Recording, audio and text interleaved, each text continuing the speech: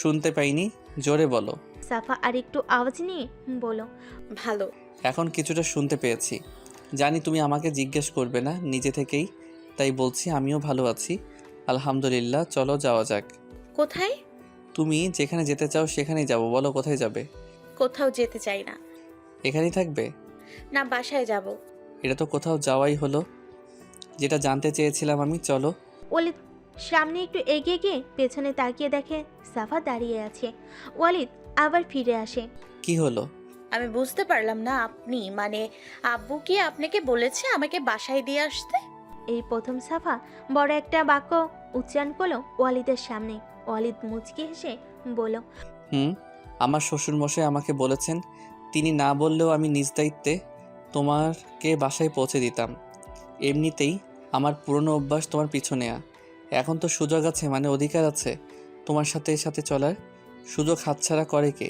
তবে শ্বশুরমশাই না বললে বাসার কাছে দিয়ে আসতাম, কিন্তু এখন বাসার ভেতরে যেতে হবে। আমার জন্য ভালোই হবে আশা করি। এবার তো চলো। ওয়ালিদ মুখে হাসি রেখে পা বাড়ায়। সাফাও এবার হাঁটতে শুরু করে আর মনে মনে ভাবে, ছেলেটা মনে হয় প্রচুর কথা বলে। বেশি কথা বলা ছেলে সাফার পছন্দ নয়, বিশেষ করে যারা নিজের গুণজ্ঞান প্রকাশ করতে বেশি বেশি কথা বলে তাদের প্রতি সাফার বিরক্তি আসে। সাফা ভাবে, তার ভাগ্যে অপছন্দের বৈশিষ্ট্যধারী ছেলেই পড়ল না তো। ওয়ালিদ একটা রিক্সা ঠিক করে সাফাকে উঠতে বলল। সাফা চুপচাপ রিক্সায় উঠে বসলো। ওয়ালিদও উঠে বসলো ওর পাশে। ওয়ালিদের গায়ের সাথে গা লাগতে কেঁপে উঠল সাফা। জীবনে খুব কম ছেলের সাথে কথা হয়েছে ওর। ওকে দেখেছে এমন ছেলের সংখ্যা আরও কম, আর আজ একটা ছেলে ওর পাশে বসেছে, এতটা কাছে। সাফা আরও একটু সরে বসলো, একেবারে রিক্সার সাথে মিশে। আর সরার জায়গা নেই। যদিও ছেলেটা ওর হাজবেন্ড, তবু প্রথম প্রথম বলে ভীষণ অস্বস্তি হচ্ছে ওর।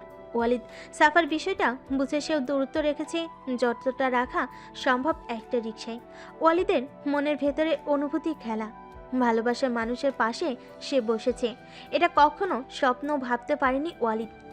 এই আনন্দটা পাওয়ার জন্য, দুজন কাছাকাছি আসার জন্য, আর সাফাকে ধীরে ধীরে নিজের সাথে স্বাভাবিক করতে ওয়ালিদ ইচ্ছে করে রিক্সা নিয়েছে। সে জানে রিক্সা নিয়ে যেতে অনেক সময় লাগবে, সাফার বাসায় পৌঁছাতে ভাড়াটাও লাগবে বেশি। এতে ওয়ালিদের কোনো সমস্যা নেই, ওর কাছে অনেক সময় আছে। অন্তত সাফাকে দেওয়ার জন্য সময়ের অভাব নেই। সাফার অস্থিরতা বুঝে ওয়ালিদ আস্তে করে বলল, প্রথম প্রথম একটা ছেলের সাথে রিকশায় বসে খারাপ লাগছে, তাই তো? আস্তে আস্তে অভ্যাস হয়ে যাবে, তখন আর খারাপ লাগবে না। দেখো, আমিও কখনো কোনো মেয়ের সাথে রিকশায় উঠিনি, কেবল আমার মা বোন আর দাদি বাদে। ওয়ালিদের কথা শুনে সাফা মনে মনে ভাবে, আস্তে আস্তে অভ্যাস হয়ে যাবে মানে কি? প্রতিদিনই উনি আমাকে রিক্সা করে বাসায় দিয়ে আসবেন নাকি? মামা, সামনের মিষ্টির দোকানের কাছে একটু থামিয়েন। রিক্সাওয়ালাকে উদ্দেশ্য করে জোর গলায় বলে ওয়ালিদ। সাফা ভাবনার ভেতর থেকে কিছুটা চমকে উঠে হঠাৎ ওয়ালিদের জোরে কথা বলে। একটু সামনে গিয়ে রিক্সা থামে। ওয়ালিদ নেমে মিষ্টির দোকানে যায়। সাফা অবাক হয়। ওয়ালিদ মিষ্টি নিয়ে আসার পর রিক্সা আবার চলতে শুরু করলো। ওয়ালিদ সাফার দিকে তাকিয়ে বলল, বিয়ের পর প্রথমবার শ্বশুরবাড়ি যাচ্ছি, মিষ্টি না নিলে হয় বলো? সাফা শুধু তাকায়, কিছু বলে না। ওর বোঝা হয়ে গেছে এই ছেলে প্রচুর কথা বলে ওকে জ্বালাবে। সাফার সাড়া না পেয়ে ওয়ালিদ আর কিছু বলে না। বাকিটা পথ কেবল অনুভব করে যায় প্রিয় মানুষের পাশে বসে কাটানো এই সময়টুকু। আর ভাবে যেমন হুট করে বিয়েটা হলো আর সে সাফাকে পেয়ে গেল আপন করে, তেমনি হুট করে একদিন কি সাফার মনটা পেয়ে যাবে। সেই দিনটার জন্য ওয়ালিদের মনের তীব্র আকাঙ্ক্ষা জেগে ওঠে। সাফার মুখে হঠাৎ একদিন ভালোবাসি শোনার জন্য ভীষণ লোভ তৈরি হয়। এই তো কত কাছে আসতে পেরেছে, কতখানি পথ অতিক্রম করে ফেলেছে, আর সামান্য পথ বাকি সাফার মন পর্যন্ত পৌঁছানোর। যেদিন পৌঁছে যাবে সেই দিনটা হবে তার দুনিয়ার বুকে শ্রেষ্ঠ দিন, তার সব থেকে বেশি আনন্দের দিন। সেই আনন্দের কথা ভাবতে গিয়ে ওয়ালিদ শিহরিত হয়ে ওঠে। হঠাৎই তাকায় সাফার চোখের দিকে। এই চোখ দুটো রাস্তায় যানবাহন আর মানুষজন দেখায় ব্যস্ত। খুব শীঘ্রই একদিন তাকে দেখায় ব্যস্ত হবে তো। হবে, অবশ্যই হবে, না হওয়ার কি আছে। সাফা তো আর অন্য কাউকে ভালোবাসে না, নিশ্চয়ই হাজবেন্ডের জন্যই তার সমস্ত ভালোবাসা জমা রেখেছে। হাজবেন্ড তো হয়ে গেছে, এখন শুধু ওই জমানো ভালোবাসার নামে দলিল হওয়া বাকি, কনফার্ম করা বাকি। নানা রকম ভাবনা ভাবতে ভাবতে রিক্সাওয়ালার প্রশ্ন কানে আসে। তিনি জানতে চাচ্ছেন কোথায় রিক্সা থামাবেন। ওয়ালিদ আশেপাশে তাকিয়ে দেখলো ওরা পৌঁছে গেছে। রিক্সাওয়ালাকে বলল আরেকটু সামনে নিয়ে যেতে।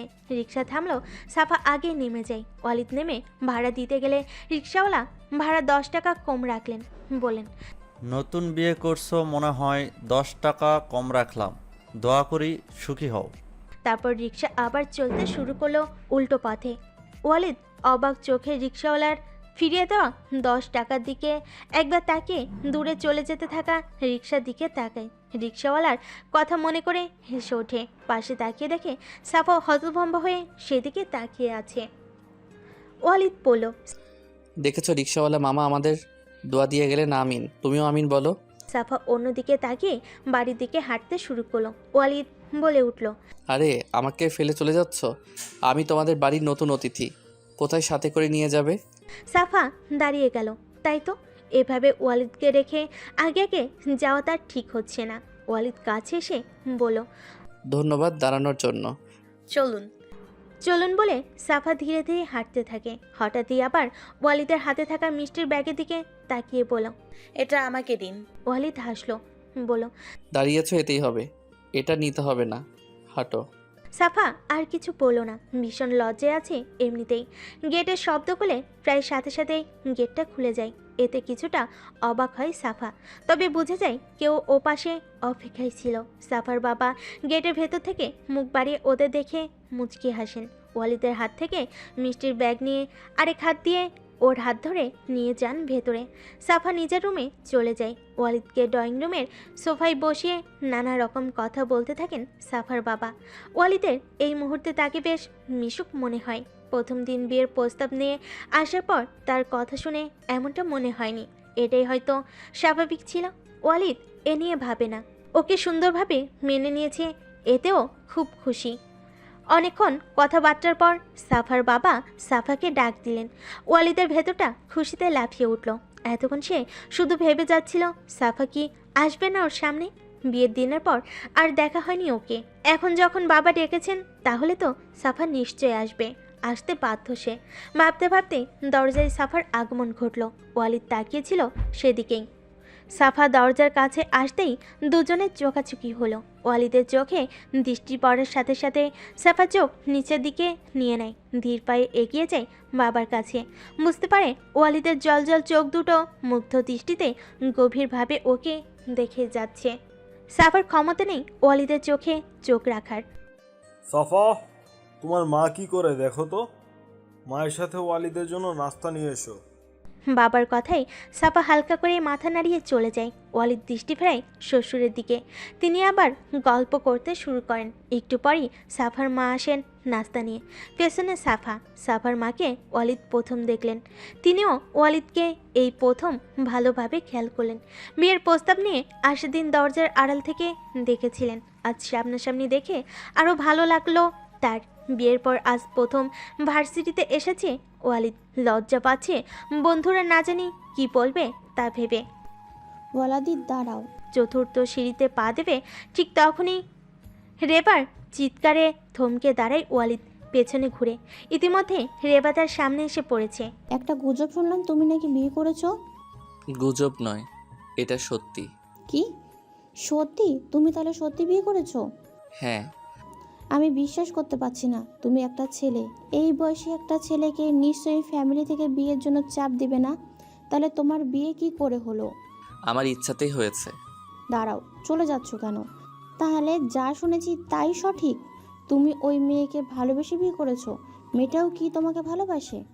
না, এখন পর্যন্ত ভালোবাসে না, একসময় বাসবে ঠিকই। রেবা একটু নীরব থেকে বলল, এক সময় বাসবে। আর আমি যে তোমাকে আগে থেকে ভালোবাসি, তুমি আমাকে বলতে পারতে তুমি অন্য কাউকে ভালোবাসো। কেন বলনি? চুপ করে আছো কেন? আচ্ছা একটা কথা বলো, ওই মেয়েটার কি আমার থেকে অনেক বেশি সুন্দর? আমার মাঝে কোনটা নেই যার কারণে তুমি আমার প্রপোজাল গ্রহণ করনি? অথচ এমন একটা মেয়েকে বিয়ে করেছো যে তোমাকে ভালোবাসে না। বলো আমার মাঝে কি নেই? রেবাকে উত্তেজিত দেখায়। সরি রেবা, ক্ষমা করে দিও আমাকে। আমার প্রশ্নের উত্তর দিয়ে যাও। ওয়ালিদ চলতি পথে আবার থেমে যায়। 3 ধাপ উপর থেকেই পিছনে ফিরে জবাব দেয়। তোমার মাঝে কি আছে কি নেই আমি জানি না, শুধু এটাই জানি তোমার মাঝে আমার মনের টান নেই। ওয়ালিদ আবার সামনে এগোয়। পিছনে মলিন মুখে দাঁড়িয়ে থেকে ওর চলে যাওয়া দেখে রেবা। ক্লাসে ঢুকে কাঁধ থেকে ব্যাগ নামিয়ে বসতে যাবে, এবারও বাধা পেল। ওর এক বন্ধু কাঁধে হাত দিয়ে ক্লাসরুম থেকে টেনে বের করলো ওকে। অপেক্ষাকৃত নিরিবিলি স্থানে নিয়ে গেল। ওদের পিছু নিয়ে আবারও কয়েকজন বন্ধু এসেছে। কাঁধে হাত রাখা ছেলেটা বলতে শুরু করলো। দোস্ত, তুই যে কি করেছিস! তুই তো ভার্সিটির অনেক মেয়ের মনে শোকের মাতম তুলে দিয়েছিস। এছাড়াও কাল বিকালে নাকি পারভেজের খালাতো বোন ওকে কল দিয়ে কান্নাকাটি করেছে। তোকে নাকি ওদের কলেজের সামনে ওর কোনো ক্লাসমেটের সাথে দেখেছে। সেই মেয়ের আবার বিয়ে হয়েছে। ও পারভেজকে জিজ্ঞাসা করে তুই বিয়ে করেছিস কিনা। পারভেজ যখন বলেছে তুই বিয়ে করেছিস, হায় রে মেয়েটার কান্না! তুই এটা কি করলি দোস্ত? ওয়ালিদ এতক্ষণ চুপচাপ বন্ধুদের কারবার দেখে যাচ্ছিল আর ওদের কথা শুনে যাচ্ছিল। এবার বলল, ও তাই নাকি? সিঁড়িতে আমার রেবার সাথে দেখা হয়েছিল। আমি কি করব বলো? আমি যাকে ভালোবাসি তাকে বিয়ে করেছি, এরা আমাকে পছন্দ করলে আমার কিছু করার আছে? একজন বলল, তুই আমাদের আগে বলিসনি কেন? তুই কাউকে ভালোবাসিস, তোকে দেখে তো বুঝিও নাই তোর ভেতরে কিছু আছে। ওয়ালিদ হেসে বলল, আমার ভেতরে হৃৎপিণ্ড, যকৃত, ফুসফুস সহ সবই আছে। হ, আসল কথা বল। জানাইনি, কারণ তোরা জানলে ওকে প্রপোজ করার জন্য আমাকে বারবার বলতি, আর আমি রাজি না হলে হয়তো নিজেরা ওকে খুঁজে বলে দিতি, যেটা আমি চাইনি। তো বললে সমস্যা কী ছিল? ভালোবাসিস, বলবি না? না, একসময় চেয়েছিলাম বলতে, স্কুলের বন্ধুগুলোর পাল্লায় পড়ে আবার যখন ওকে পেলাম তারপর আর বলতে চাইনি, কারণ ওকে বললে কোনো লাভ ছিল না, উল্টো বিরক্ত হতো হয়তো। আমি জানি ও কেমন মেয়ে, আর কিছু ছেলে ওকে পছন্দ করে। ওরা ওর ক্লাসমেটদের কাউকে দিয়ে নিজেদের পছন্দের কথা জানাতো, হয়তো কল করে ওকে বিরক্ত করেছে। সাফা রিলেশন করার মেয়ে না, তাই কেউ প্রপোজ করলে ওর বিরক্ত হওয়া স্বাভাবিক। আমি চাইনি আমার প্রতিও কোনোভাবে বিরক্ত হোক কিংবা আমাকে খারাপ ভাবুক, তাই আমি ওর সামনেও যেতাম না। দূর থেকে ওকে দেখতাম, ওর পিছু নিতাম। কখনো ও কিংবা অন্য কেউ যেন বুঝতে না পারে, সেদিকে খেয়াল রাখতাম আমি। আমার কারণে ওর কোনো রকম অসুবিধা হোক তা আমি চাইনি। আমি সিদ্ধান্ত নিয়েছিলাম কোনো হারাম সম্পর্কের মাধ্যমে না, হালাল সম্পর্কের মধ্য দিয়ে ওকে পেতে। ও রে, আচ্ছা ভালো, কিন্তু ভালোবাসাটা কিভাবে হলো রে দোস্ত? শোনাবি বলেছিলি? শোনাবো। হাজেরা আপু আর ফাতেমাকে শুনিয়েছি, তোদেরও শোনাবো। আগে স্যারের লেকচারটা শুনি তারপর। স্যার চলে গেলে ওয়ালিদ আর ওর সব বন্ধুরা ক্লাসরুম থেকে বেরিয়ে আবার সেই নিরিবিলি স্থানে আসে। তারপর ওয়ালিদ হাসি মুখ ফুটিয়ে 6 বছর আগের কাহিনী বলতে শুরু করে। আমি তখন নিউ 10-এ, সাফা 6ষ্ঠ শ্রেণীতে ভর্তি হয়েছে। যেদিন ওর সাথে প্রথম দেখা, ওয়েট, তার আগে ছোট্ট আরেকটা ঘটনা বলি। একদিন স্কুলে গিয়ে আমি মাঠে সাইকেল চালাচ্ছিলাম। কিভাবে যেন সাইকেল নিয়ে দুটো মেয়ের সামনে চলে গেলাম। ব্রেক করতে পেরেছিলাম বলে মেয়ে দুটোর সাথে লাগেনি, কিন্তু সামনে গিয়ে পড়েছিলাম যে একটা মেয়ে অনেক রাগারাগি করলো। সরি বলেছিলাম কয়েকবার, তাও কথা থামেনি। এর কয়েকদিন পর আবার এমন ঘটনা ঘটলো। সেদিন সাইকেলের পেছনে আমার এক বন্ধু ছিল। সাইকেলের গতি বেশি ছিল না, হঠাৎ করে চলন্ত অবস্থায়ও নেমে যায়। আমি তখন পেছনের দিকে তাকিয়েছি, খেয়াল করিনি যে আমি গেটের কাছে চলে গিয়েছিলাম। স্কুলের ভেতর ঢুকছিল বোরকা পরা একটা মেয়ে। তাড়াতাড়ি সাইকেল ঘোরাতে গিয়ে মেয়েটির এক কাঁধে ঝোলানো ব্যাগে লেগে যায়। আমি তো ভয় পেয়ে গিয়েছিলাম, না জানি আজকে আবার কত কথা শুনতে হয়। কিন্তু মেয়েটা শুধুমাত্র বিরক্তি নিয়ে তাকিয়েছিল, তারপর চলে যায় কিছু না বলেই। আর ওই মেয়েটাই ছিল সাফা। প্রথম দেখাতেই ভালোবাসা শুরু নাকি? হামিদের প্রশ্নে ওয়ালিদ বলল, আরে না, এটা কি সিনেমা? শুনতে থাক। ওয়ালিদ আবার বলতে শুরু করলো। আমি ওর কিছু না বলাতে অবাক হয়েছিলাম, আর আমার ওই বন্ধুটাকে রাগারাগি করেছিলাম। এরপর মাঝে মধ্যে ওকে দেখলে বন্ধুরা বলতো, ওই দেখ, তোর যার সাথে অ্যাক্সিডেন্ট হয়েছিল সেই মেয়েটা না? আর মজা করতো আমার সাথে। ওর সম্পর্কে একটা ভালো ধারণা মনে তৈরি হয়েছিল। ওকে দেখতাম প্রতিদিন বোরকা পরে আসতো, কখনো মুখ খোলা দেখিনি, এই দিকটা আমার ভালো লাগতো। কখনো কোনো ছেলের সাথে ওকে কথা বলতে দেখিনি। ওর চলাচল, বান্ধবীদের সাথে কথাবার্তা সবটা ছিল সুন্দর এবং মার্জিত। বন্ধুদের নানা রকম কথায় কৌতূহল বশত আমি ওকে দেখলেই ওর গতিবিধি খেয়াল করতাম। কেন যেন আমার ভালোই লাগতো। অন্য মেয়েদের থেকে ওকে ভিন্ন মনে হতো। এভাবেই পুরো একটা বছর ওকে দেখতে দেখতে ভালো লাগা তৈরি হয়ে যায় ওর প্রতি। কিভাবে যেন আমি জানি না। আর আমার বন্ধুরা তো আছেই, ওরা আমাকে উস্কে দিত। তারপর ওর নাম জেনেছিলে কিভাবে? ওয়ালিদ কিছু ভেবে বলল, আমি না ঠিক জানি না কেন ওর প্রতি আমার এত টান ছিল। ওর নামটা জেনেছিলাম ওর এক ক্লাসমেটের থেকে। ওয়ালিদ একটু থেমে আবার বলল, পরের বছর ওকে আর পাইনি। অনেক খুঁজেছি স্কুলে, অনেক দিন না দেখে ওর কাছে গিয়ে খোঁজ নিয়েছিলাম। পরে ওর এক বান্ধবীর থেকে জানতে পারি ও নাকি স্কুল থেকে চলে গেছে। ওর বাবার বদলি হয়েছিল। এরপরই বুঝতে পারি ওই মেয়েটাকে ভালোবেসে ফেলেছি আমি। ও চলে যাওয়ায় খারাপ লাগতে থাকে খুব। ও কোথায় গিয়েছে তা জানতে পারিনি। তারপর আমার এসএসসি পরীক্ষা শুরু হলো। এসএসসির পর কলেজে ভর্তি হলাম। যেখানে যেতাম আমি সব জায়গায় বোরকা পরা কাউকে দেখলে তার চোখের দিকে এক পলক তাকাতাম। কথা বলতে দেখলে কণ্ঠ শোনার চেষ্টা করতাম। কিন্তু এইভাবে কি আর কাউকে পাওয়া যায়? যতই খুঁজতাম ওকে না পেয়ে কষ্ট লাগতো, আর ততই ভালোবাসা বেড়ে যেত যেন। এইভাবেই ওকে হারিয়ে ফেলেছিলাম। ওয়ালিদ থামলো। ওর বন্ধুদের মধ্যে হামিদ প্রশ্ন করলো, আবার কিভাবে পেলি? একটু হেসে বলল, 4 বছর পর গত বছর আমি ওকে পেয়েছি। কিভাবে? ওয়ালিদ ওর বন্ধুদের মধ্যে লুকমানের দিকে তাকিয়ে বলতে লাগলো, সেদিন আমি লুকমানের সাথে ওর বই কিনতে লাইব্রেরিতে গিয়েছিলাম। একজন বিক্রেতাকে লুকমান ওর বইয়ের নাম বলছিল। তখন হঠাৎ আমার কানে এই কথাটা আসে, আর কিছু বাকি আছে সাফা? আর কিছু বাকি আছে সাফা? কথাটা যেদিক থেকে এসেছিল আমি তড়িৎ বেগে সেদিকে ঘুরে তাকাই। দেখি বোরকা পরা 2টা মেয়ে। একজন ব্যাগ থেকে টাকা বের করতে করতে বলছে, না, এই 2টা বই কেনার ছিল। বুঝলাম ওর নামই সাফা। আমার মনটা ভীষণভাবে চাইলো ওই যেন আমার সেই সাফা হয়। আমি ব্যাকুল হয়ে ওর দিকে তাকিয়েছিলাম ওর চোখ দুটো দেখার জন্য। তারপর যখন বিক্রেতাকে টাকা দিতে গেল তখন আমি চোখের দিকে তাকালাম। চোখ আর কণ্ঠ দুটোই পরিচিত মনে হলো। ওকে টার্গেট করে তখনই ওদের পিছু নিলাম আমি। লুকমান আমাকে পরে প্রশ্ন করেছিলি আমি হঠাৎ কোথায় উদা হয়েছিলাম। এর উত্তর পেয়েছিস তো আজ? লুকমান বলল, ও আচ্ছা, এই ব্যাপার ছিল। তারপর শিওর হয়েছিলি কিভাবে ওই সেই সাফা?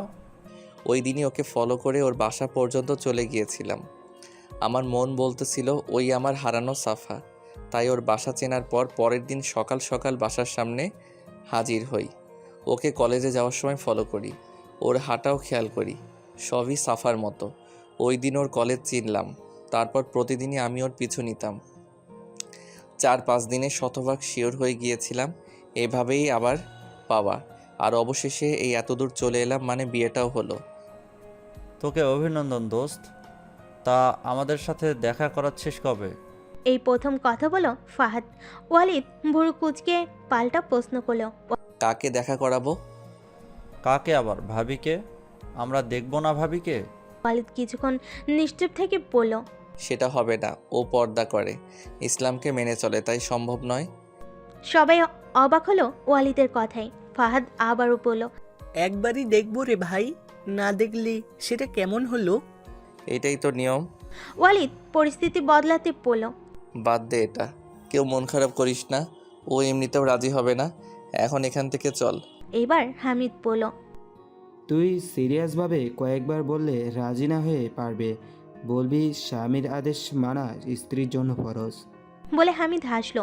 ওয়ালিদ সাফার কথা বলে বিষয়টা এড়িয়ে যেতে চেয়েছিল, কিন্তু এখন ওর উপরে সবটা ফেলতে চাইছে ওর বন্ধুরা। ওয়ালিদ প্রচণ্ড বিরক্ত হলো, বলল, সব আদেশ মানা ফরজ নয়। আর আমি এমন হতভাগা স্বামী হতে চাই না যে তার পর্দাশীল স্ত্রীকে বেপর্দা হওয়ার হুকুম দেয়। ওকে দেখার ইচ্ছা মন থেকে একদম মেরে ফেল। কথা বলে ওয়ালিদ আর দাঁড়ালো না, দ্রুত পা ফেলে চলে যেতে লাগলো। আরাফ ওকে ডাকতে ডাকতে পিছু নিল। এক পর্যায়ে থেমে গেল ওয়ালিদ, পেছনে তাকিয়ে বলল, ডাকছিস কেন? তুই আবার কি বলতে চাস? আমি অমন কিছুই বলবো না। তুই রেগে গিয়েছিস, রাগ নিয়ন্ত্রণ কর। চল দুজনে গল্প করি, ওদের কথা ভুলে যা। ওরা আগে থেকেই ঠিক করে রেখেছিল তোর বউকে দেখতে চাইবে। জানিসই তো, নিষিদ্ধ জিনিসে মানুষের আগ্রহ বেশি। আমি ওদের কথায় যোগ দেইনি, জানি তুই মানবি না, আর এটা ঠিকও না। আমি বুঝি পর্দার বিষয়টা। আমি শুধু জানতে চাচ্ছি তুই এত বড় একটা কাজ কিভাবে করলি। মানে তোর এত সাহস হলো বিয়ের কথা বলতে, আর এই বয়সে বিয়ে করে নিলি। ক্রেজি লাভার বলতে হয়। ওয়ালিদ আরাফের কথায় লাজুক হাসলো, তারপর বলল, ভালোবাসলে পাগল হতে হয়, ভালোবাসলে সাহসী হতে হয়, ভালোবাসলে কিছুটা নির্লজ্জ হতে হয়। যেমন নির্লজ্জের মতো বড় ভাই অবিবাহিত থাকতে নিজের বিয়ের কথা তুললাম। তুই একজন প্রকৃত প্রেমিক বটে। আরাফ ওয়ালিদ দুজনেই হাসলো। হাসি থামলে ওয়ালিদ বলল, বন্ধু, আরও একটা দুইটা টিউশনি করাতে যাচ্ছি, কোনো খবর পেলে জানাস তো। আরও টিউশনি দিয়ে কি করবি? তোর তো তেমন খরচ নেই, আর আঙ্কেল তো টাকা দেয়। আর এখন তো শুধু নিজেকে নিয়ে ভাবলে চলবে না, সাফাকে মাঝে মধ্যে কিছু দিতে ইচ্ছে করবে না আমার? এই যেমন এখন মন চাচ্ছে ওকে একটা ফোন কিনে দেই, ওর ফোনটা নাকি হারিয়ে গেছে। হাজেরা আপু আজ চলে গেছে, আমি তো আর ওর আম্মুকে ফোন দিয়ে ওকে চাইতে পারবো না। আমিও লজ্জা পাবো, সাফাও লজ্জা পাবে। তাই ওর নিজের একটা ফোন হলে ভালো হয়, যখনই ইচ্ছা হবে কথা বলতে পারবো। আরাফ মিটিমিটি হাসছিল। ওয়ালিদের কথা শেষ হলে বলল, ও আচ্ছা, বুঝলাম। ঠিক আছে, আমি কোনো স্টুডেন্ট পেলে জানাবো। স্টুডেন্ট কিন্তু ছেলে হতে হবে। আরাফ ওয়ালিদের কথা শুনে মুচকি হেসে বলল। বুঝি রে ভাই। কলেজ থেকে বেরিয়ে দাঁড়িয়ে আছে সাফা। বান্ধবীরা চলে গেছে, ওকে দাঁড়িয়ে থাকতে হচ্ছে ওয়ালিদের জন্য, কারণ ওর বাবা একা যেতে নিষেধ করেছেন। নিজের পক্ষে সুযোগ হবে না বলে ওয়ালিদকে দায়িত্বটা দিয়েছেন। ওয়ালিদও খুশি মনে মেনে নিয়েছে। তিনি জানতেন ওয়ালিদের জন্য বিষয়টা কষ্টকর হবে না, কেননা ও এমনিতেই সাফার কলেজের সামনে যায়। তিনি এটাও বুঝেছিলেন ওয়ালিদ এই দায়িত্ব পেয়ে খুশি হবে, কিন্তু সাফার ভালো লাগে না। ওর বিয়ে নিয়ে ক্লাসমেটরা মজা করে কথা বলে, ওয়ালিদকে দেখলে আরও হাসাহাসি করে। তার উপর ওয়ালিদও প্রচুর কথা বলে সারাটা পথ, আর প্রতিদিন রিকশায় নিয়ে যায় নিজের সুবিধার জন্য। সাফার অস্বস্তি হয়, লজ্জাও লাগে। আজ ওয়ালিদের জন্য অপেক্ষা করতে হচ্ছে। অন্যদিন আগে থেকে দাঁড়িয়ে থাকে, তবে আজ এখনও আসেনি। সবাই তাকিয়ে দেখছে সাফার দিকে। দুজন রিক্সাওয়ালা যেসব প্রশ্ন করেছে কোথায় যাবেও। সাফা একা দাঁড়িয়ে থাকতে বিরক্ত হয়ে পড়েছে। হঠাৎ একটা ছেলেকে আসতে দেখা গেল ওর দিকে। ছেলেটির মুখের দিকে তাকিয়ে প্রচুর ভয় পেল সাফা। তবে ছেলেটার পেছনে ওয়ালিদকে আসতে দেখে ভয়টা কিছু কমে যায়। ছেলেটা সাফার সামনে এসে দাঁড়িয়ে পড়ল, মুখে হাসি ফুটিয়ে বলল, ভালো আছো সাফা? অনেক দিন ধরে তোমাকে খুঁজছি। সেই দিনের পর কলেজে অনেক দিন আসি না। না, ওই দিন তুমি শান্ত থাকলে আর আমার কথাগুলো শুনলে দুর্ঘটনাটা ঘটতো না। যাই হোক, আমি সরি। আমি বুঝতে পারিনি তুমি এত ভয় পেয়ে যাবে। সব দোষ আমারই। এই নাও তোমার ফোন, রাস্তায় পড়া ছিল, আমি সাথে নিয়ে গিয়েছিলাম। যেমন ছিল তেমনই আছে, শুধু বন্ধ করে রেখেছিলাম। নাও ধরো। সাফা বিস্মিত হলো। ছেলেটার পেছনে বুকে হাত গুজে দাঁড়িয়ে সব দেখছে ওয়ালিদ। সেদিকে একবার তাকিয়ে সাফা হাত বাড়ালো ফোন নিতে, কিন্তু ছেলেটা ফোন না দিয়ে নিজের দিকে নিয়ে নিল। বলো, তোমার ফোন নিজের কাছে রেখে তোমার উপকার করেছি, বিনিময়ে কিছু দিবে না? সাফা সাহস করে রাগ দেখিয়ে বলল, উপকার করে বিনিময় চাইলে সেটাকে আর উপকার বলা যায় না। আমার ফোন দিয়ে দিন। বাহ, কথা ফুটেছে মুখে। কিছু দিতে হবে না, শুধু লাভ ইউ টু বলো, তাহলেই দিয়ে দেবো। সাফার মেজাজ গরম হলো। ওয়ালিদের প্রতিও রাগ হলো ওর। মানুষজন তাকিয়ে দেখছে ওদের। ছেলেটা অনেকক্ষণ ধরে কথা বলছে আর ওয়ালিদও বলতে দিচ্ছে। কি আজব মানুষ। ছেলেটির থেকেও ওয়ালিদের প্রতি বেশি রাগ হলো সাফার। ছেলেটার এমন একটা কথা বলার পরও ওয়ালিদ কিছু বলল না। ও দেখতে যাচ্ছে সাফা কি করে। সাফা প্রচণ্ড বিরক্তি আর রাগের সাথে বলল, আপনি আমার ফোন দেবেন কিনা? বললাম তো লাভ ইউ টু বললে দিয়ে দিব। ওয়ালিদ এবার কথা বলে উঠল, মূল্যবান কথাটা তোমাকে কেন বলবে ভাই? ছেলেটা ভুরকুচকে পেছনে তাকালো। ওয়ালিদ তীক্ষ্ণ দৃষ্টিতে তাকালো ওর চোখের দিকে। ছেলেটিও তাই। তারপর বলল, আপনি কে ভাই? ওর হাজবেন্ড আমি। ছেলেটি বিশ্বাস হলো না ওয়ালিদের কথা। কিছু বলার আগেই ওয়ালিদ ওর হাত থেকে সাফার ফোন নিয়ে নিল। তারপর বলল, ফোনটা তোমার কাছে কিভাবে গিয়েছে সেটা ওর থেকেই শুনবো। তোমাকে বলে রাখছি, ওকে ফলো করবে না একদম। তারপর সাফার দিকে তাকিয়ে বলল, চলো। ছেলেটা হতভম্ব হয়ে দেখে গেল সবটা। সাফাকে অবলীলায় ওয়ালিদের সাথে সাথে হাঁটতে দেখে বুঝে গেল কথাটা সত্য ছিল। চোখ লাল হয়ে উঠল ছেলেটার। একটা রিক্সা ডেকে সেটাই উঠে বসলো দুজন। রিক্সা চলতে শুরু করলে ওয়ালিদ প্রথমে বলল, আজ সামান্য কাজ ছিল, তাই বেরোতে দেরি হয়েছে। তোমাকে অপেক্ষা করতে হয়েছে বলে আমি দুঃখিত। কেমন আছো তুমি? সাফা ছোট্ট করে উত্তর দিল। আলহামদুলিল্লাহ। বরাবরের মতোই উত্তর দিয়ে নীরব রইল সাফা। ওয়ালিদ এবার তার ভীষণভাবে জানতে চাওয়া প্রশ্নটা করলো, তোমার ফোন কিভাবে হারিয়েছিল আমাকে বলবে? আর ওই ছেলেটার সম্পর্কে বলো। সাফা শুকনো ঢোক গিল, আস্তে করে বলল। এখানে কিভাবে বলবো? ওয়ালিদ বুঝলো নিরিবিলি কোনো স্থান হলে হয়তো ভালো হয়, তাই ও রিক্সাওয়ালাকে আরেকটি ঠিকানা দিয়ে সেখানে নিতে বলল। সাফা অবাক হলো এতে, বুঝলো আজই শুনে নিতে চাইছে ওয়ালিদ, যে করে হোক। তবুও একটু কথা বলল সাফা, বলল, কোথায় যাচ্ছেন? বাসায় পৌঁছতে দেরি হলে মা চিন্তা করবে। ওয়ালিদ বলল।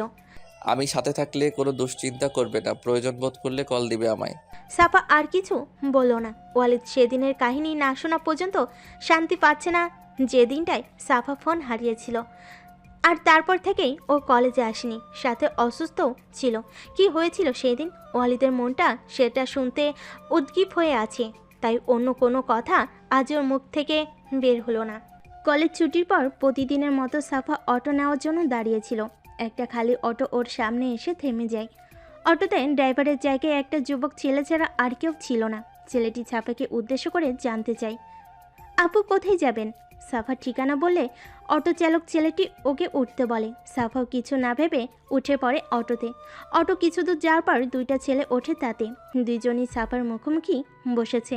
সাফা হাঁপ ছেড়ে ভাবে ভাগ্যিস ওর পাশে বসেনি। সাফা খুব করে চাইতে থাকে এরপর যেন কোনো মেয়ে মানুষ অটোতে উঠে আর ওর পাশে বসে, কিন্তু সেটা না হয়ে আরেকটু দূরে যাওয়ার পর আরও একজন ছেলে অটোতে উঠে ঠিক ওর পাশে বসে পড়ে। সাফার অস্বস্তি হতে থাকে। পুরো অটোতে ও ছাড়া কোনো মেয়ে নেই বলে ওর অস্বস্তিকে ভয়ে পরিণত করে ছেলেটি কথা বলে ওঠে। কেমন আছো সাফা? সাফা ছেলেটির মুখের দিকে এতক্ষণ তাকায়নি, এবার তাকিয়ে চমকে ওঠে। সামনের ছেলে দুটোর দিকে চোখ গেলে দেখতে পাই ওরা ওর দিকেই তাকানো, মুখে কেমন যেন হাসি। হাসিটার ধূর্ততা খুঁজে পায় সাফা। সাফার ভয় পাওয়া উপলব্ধি করে পাশের ছেলেটি বলে, ভয় পেও না, কিছু কথা বলতে চাই তোমার সাথে। তুমি তো সেই সুযোগ দাও না, তাই এই বুদ্ধিটা করতে হলো। সাফা জোর গলায় অটো চালককে উদ্দেশ্য করে বলল। অটো থামান, আমি নেমে যাব। সাফার কথায় অটো চালক ছেলেটি হেসে তার সামনে লাগানো আয়নার মধ্য দিয়ে তাকায় সাফার দিকে, তারপর বলে, জায়গা মতো পৌঁছে নামিয়ে দেবো আপু, এখন ভাইয়ের কথা শুনেন। সাফা বুঝে যায় ও কোনো ফাঁদে পড়েছে। বলেছি তো ভয় পেও না, আমার কথা শোনো, আমি তোমাকে খুব পছন্দ করি। ছেলেটার কথায় মনোযোগ নেই সাফার। ও কর্তব্য বুঝে উঠতে পারছে না। ব্যাগ থেকে ফোন বের করলো, সঙ্গে সঙ্গে ছেলেটা ওর হাত ধরে ফেলে, বলে, কাউকে কল করার চেষ্টা করো না। হাত ছাড়ুন আর নামিয়ে দিন আমাকে, না হলে আমি জোরে চিৎকার করব। ছেলেটা বিরক্ত হয়। শান্ত হয়ে আমার কথা শোনো, আমার সাথে কথা বলো, তোমার বাসার কাছেই নামিয়ে দেওয়া হবে। সাফা বিশ্বাস করে না ছেলেটার কথা। ও বারবার ছেড়ে দিতে বলতে থাকে। অটো চালক ছেলেটি ভিন্ন রাস্তা ধরে এগুচ্ছে, এই দিকটায় গাড়ি কম চলে, তবু কিছু সময় পর পর এক একটা গাড়ি ওদের অতিক্রম করছে। ভেতরে সাফার চেঁচামেচি বেড়ে যাচ্ছে। অটো চালক সহ সবাই হকচকিয়ে যায়। কেউ একবার খেয়াল করলে ওদের অবস্থা খারাপ হয়ে যাবে। অটো চালক ছেলেটি বারবার মনোযোগ হারাচ্ছে। অন্য তিনজন ছেলে সাফাকে শান্ত করতে ব্যস্ত। সাফা ওদের কথা শুনছেই না। পাশের ছেলেটি সাফাকে বলে ওঠে, ঠিক আছে, এখানেই নামিয়ে দেব, চিৎকার থামাও। শুধু তোমার নাম্বারটা দাও আর কথা দাও কল করলে আমার সাথে কথা বলবে, তাহলে এখনই ছেড়ে দেব। ছেলেটির কথা শেষ হতে না হতেই সকলে অনুভব করে অটোটা লাফিয়ে উঠেছে। কিছু দূর ওঠার আগেই একদিক কাত হয়ে পড়ে যায় অটো, সেই সাথে পড়ে যায় সাফা। ব্যথাতুর আওয়াজ বেরোয় ওর মুখ থেকে, কিন্তু দ্রুত উঠে দাঁড়িয়ে পড়েও। আশেপাশে কিছু মানুষ ছুটে এসে ভিড় জমিয়েছে। সাফা নিজের ব্যাগটা রাস্তা থেকে উঠিয়ে ভিড় থেকে দ্রুতই বেরিয়ে যায়। অটোর সামনে থাকা ট্রাকের চালকসহ আরও দুজন লোক নেমে এসেছে। একজন সাফাকে প্রশ্ন করে ও ঠিক আছে কিনা। সাফা কোনো উত্তর দিতে পারে না। পাশে একটা খালি রিক্সা দাঁড়িয়েছিল, ওটাই উঠে পড়ে রিক্সাওয়ালাকে কাপা কণ্ঠে তাগাদা দেয় রিক্সা ছেড়ে দিতে। রিক্সা চলতে শুরু করলে একবার তাকায় অটোর দিকে। অটোর ভিতরে 3জন ছেলে এলোমেলোভাবে পড়েছিল, তারা বেরোনোর চেষ্টা করছে। সাফার পাশে বসা ছেলেটি মাথায় হাত দেওয়া, মুখে বেদনার ছাপ।